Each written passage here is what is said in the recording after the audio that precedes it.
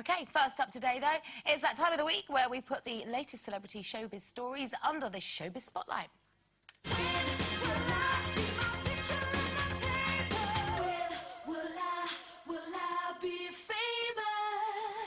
Now, first up, pictures of Victoria Beckham doing a spot of shopping have emerged in the papers this week because she's not shopping alone. She's got a few helpful men on hand to help her carry her bags, as you can see there. So how's Vicky B got the right idea? Should every woman have a man to carry her bags? Oh, yes! Yes! I think that's, I think that's very gentlemanly-like, and, I like to put things in the basket and wheel now and again, but when it comes to actually the stacking of it, and in the supermarket that is, as the girls know there, I like to take my bags and then give them to somebody else. Don't you love Jane's work? She just made shopping sound like an assault isn't it? course. No, it's true. I mean, yeah, it's nice to have a gentleman around who Well, and you're very lucky, and I'm very happy for you. Yes. I never had one, and I spent years like a donkey, And in fact, I used to give myself a combat. How many bags could I carry? To the point that somebody would say, "Can we help you at all?" "No, I'm fine. I'm fine." And then along came Mr. Spade. Aww. And he carries the bags. And actually, I've said you can, test a man by the strength of if he can wear a pink shirt and carry a handbag. And I've been doing all these book talks things, and I have to give my handbag to somebody, so he stands there with my bag properly over his shoulder, chatting to all the ladies how I was going awfully well, with this sort of bag on his shoulder, and he's marvellous. He's a real man. He's a real man, darling. He even carries your handbag as well. Yes, that's me over the head with that. Wonderful. I think it's terribly ill-mannered of a man to watch a lady struggle with her bags, and I have no truck with it, and I will quite happily shame them. Same thing if you're trying to get through a door, or you're watching somebody else struggle to get through, and you open a door for somebody, and they just pass through without acknowledging it. That's when, well, then I go from kind to nasty like that, and I'm like, "You're welcome." No problem. It's the same when I let somebody through in the car. When you flash them to come through and they just drive through. I think, turn the car around, I'm coming back. Do you know what's even worse is when you don't really want help? All my life I've been helped with bags. All my life, even like with a little clutch bag, people think I can't manage. It drives me nuts. I'm like, I'm all right. I may be very, very small, but I can carry my bags. Do you know what, though, when somebody does it, the other day I was doing the weekly shop, and it's so boring, isn't it, ladies? Go in and you buy the same old stuff every week. It's the same old grind, lugging it down to the car, unpacking it again. Oh, God, it's so monotonous. And I was getting it all in, and I'd hurt my hand, and it was quite obvious that my hand was hurt. And a man, just a guy that was doing his shopping, came over and he said, "Let me help you." And he packed my shopping and escorted me to my car, and I promise you I had tears in the back of my eyes as I thanked him. Your handbag.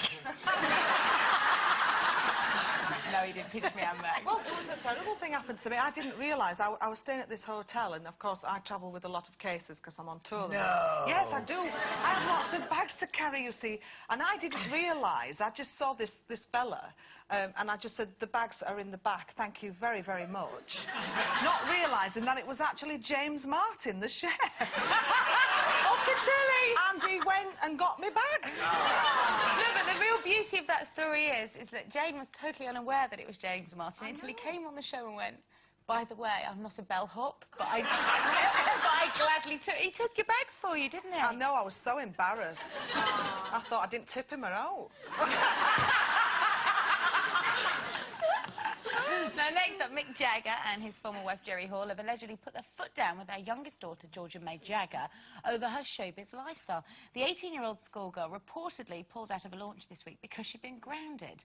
Now, Georgia might be the next big thing in the modelling world, but wily old Mick is determined that she gets her head down, cracks on with her studies and gets her A-levels. So, has the former wild man of rock, Mick, got a leg to stand on when it comes to grounding his daughter, do we think? Is I do he think he has, qualified? Yes. Yeah, I do. I actually think parents who've been there and done it a bit have more right to say, "Listen, we all know they're going to go and do the opposite of what you asked them to do, but she is 18. We all know well, the world out there is a bad world. Why encourage them in there if you can just say to them, hang on, you've got lots of time, you're doing your A-levels, please, finish that, you'll never have the chance to do them again. Just, and we don't know how badly she's behaved, do we? She could have been really naughty and he's had to... Yeah, well, you see, but then again, you do look at Jerry Hall and you look at Mick Jagger and their past and you think, well, they haven't done pretty bad for themselves either, do you? So you cannot say to the child, don't do as I do, do as I say. And I must admit, I know a lot of very successful people who left school at 15.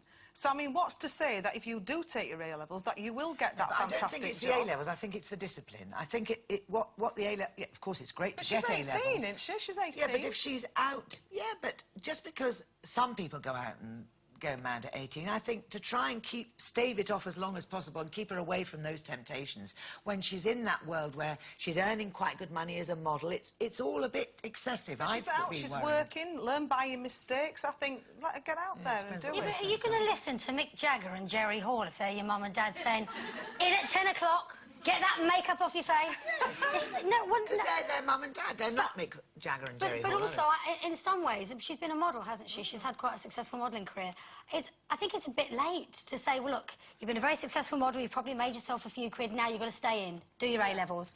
I think they probably should have put their foot down sooner. And I don't know if well, we don't know if they have, in fairness to them. Of course not, but... And we all know how bad it is as a parent. You get it right one week and then you blow it the next, don't you? So they're trying, better late than never. And also, you know, do you remember your 18-year-old self? How easy were you to contain? Not very. I know I needed a firm hand. I spent 3 months grounded. From my parents, fellas.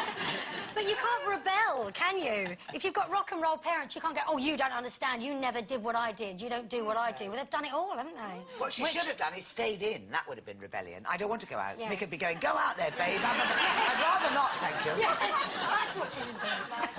OK, time for us to